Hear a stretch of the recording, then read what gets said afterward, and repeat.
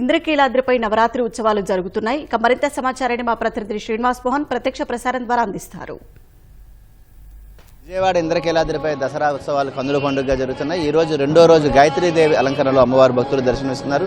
తెల్లవారుజాము 4 గంటల నుంచే భక్తులను దర్శనానికి అనుమతిస్తున్నారు. పెద్ద సంఖ్యలో ఈరోజు శుక్రవారం కావడంతో భక్తులు అమ్మవారిని దర్శించుకొని పూజలు చేసి మొక్కులు చెల్లించుకుని తరలివస్తున్నారు. ఈ రోజు అలంకరణ విశేషాలను మనతో పాటు ఆలయ పండితులు ఉమాకాంత్ శర్మ గారు ఉన్నారు. సార్ నమస్కారం. ఈ రోజు అమ్మవారి అలంకరణ విశేషం.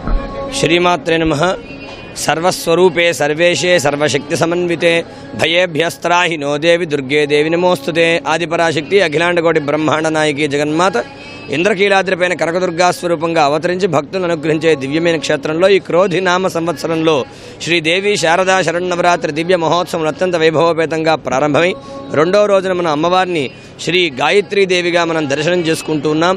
అటువంటి రూపంతో అమ్మవారిని మనం ఉపాసిస్తూ ఉన్నాం. నిరంతరం కూడా అమ్మవారు 5 శిరస్సులతో మనకి దర్శనమిస్తూ ఉన్నది.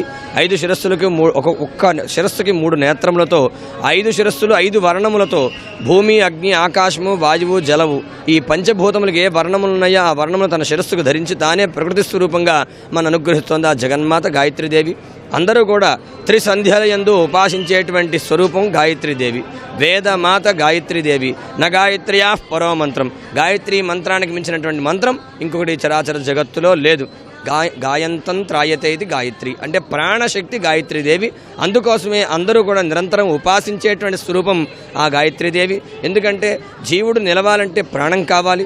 ఆ ప్రాణశక్తిని అనుగ్రహించే స్వరూపం కాబట్టి అమ్మవారిని 3 సంధ్యలందు కూడా ప్రాతకాలము, మాధ్యాహ్న కాలం, సాయంకాలం కూడా ఆ అమ్మవారిని మనం ఉపాసించి ఆ ప్రాణశక్తిని మనం నిలుపుకొని జీవనాన్ని మనం సాగిస్తూ ఉన్నాం. అటువంటి అమ్మ ఉపాసన మనకి జ్ఞానాన్ని అలాగే ఆనందమైన సౌఖ్యమైన జీవనాన్ని అనుగ్రహిస్తుంది.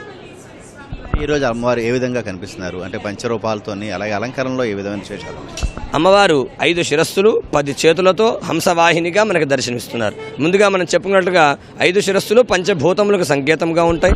10 చేతులతో అమ్మవారు పద్మంలో అలాగే హంసవాహినిగా మనకి దర్శనమిస్తూ భక్తులను అనుగ్రహిస్తూ ఉన్నటువంటి స్వరూపం.